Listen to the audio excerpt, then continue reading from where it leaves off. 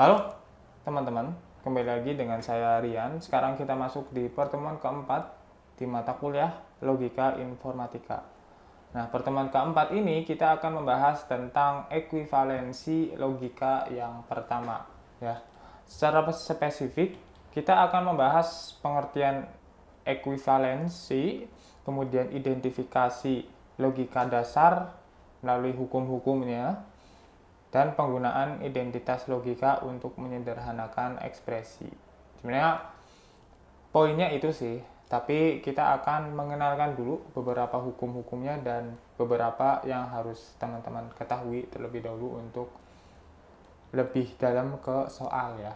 Nah, yang pertama tentang ekuivalensi, di mana ekuivalensi adalah dua atau lebih pernyataan majemuk yang memiliki nilai kebenaran yang sama atau senilai gitu ya.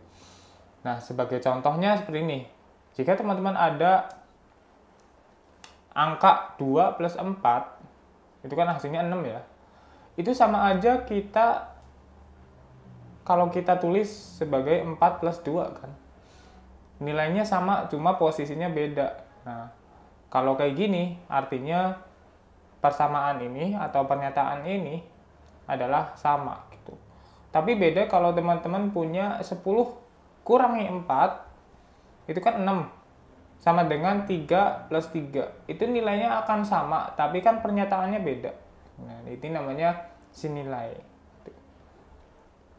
Nah, apa-apa saja yang senilai itu adalah ekivalen ya. Biasanya lambangnya itu seperti biimplikasi, tapi untuk membedakan antara biimplikasi dan ekivalensi, makanya ekivalensi itu kita tulisnya pakai simbol sama dengan 3 ya. Tuh. Nah, konsep penting dalam ekivalensi itu kita mengenal sifat komutatif, jadi kita membalikkan ya. Jadi kalau saya punya A plus B, itu sama aja dengan B plus A gitu ya. Selanjutnya kita dikenalkan dengan istilah converse, inverse, dan kontraposisi. Nah, di implikasi itu ada semacam istilah baru ya, dimana implikasi ini akan kita otak-atik gitu ya. Dimana implikasi itu kan sebenarnya kayak gini kan, P jika maka Q gitu kan. P implikasi Q, ini masih biasa kan.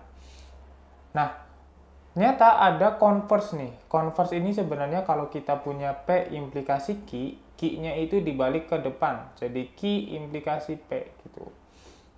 Ini nilainya berbeda ya. Gitu. Kemudian ada inverse.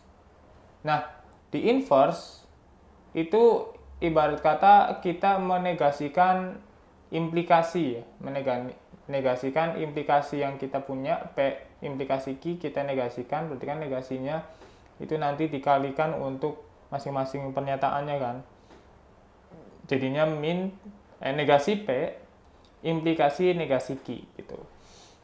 Nah, jika kontraposisi itu basically adalah negasi dari converse ya, negasi dari converse-nya. Negasi dari Q implikasi negasi P gitu. Nah, ternyata ini ada ekuivalensi nih antara converse dan inverse dan implikasi dan kontraposisi nih. Nanti kita buktikan ya apakah dia beneran ekivalen atau tidak gitu. Nah, simbol implikasi menunjukkan hubungan implikasi antara P dan Q ya. Converse, inverse, dan kontraposisi merupakan transformasi dari pernyataan implikasi dasar. Oke.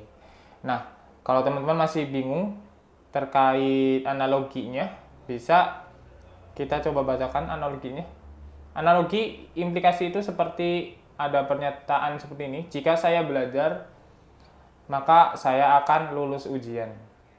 Nah, kontraposisinya, jika saya tidak lulus ujian, berarti saya tidak belajar.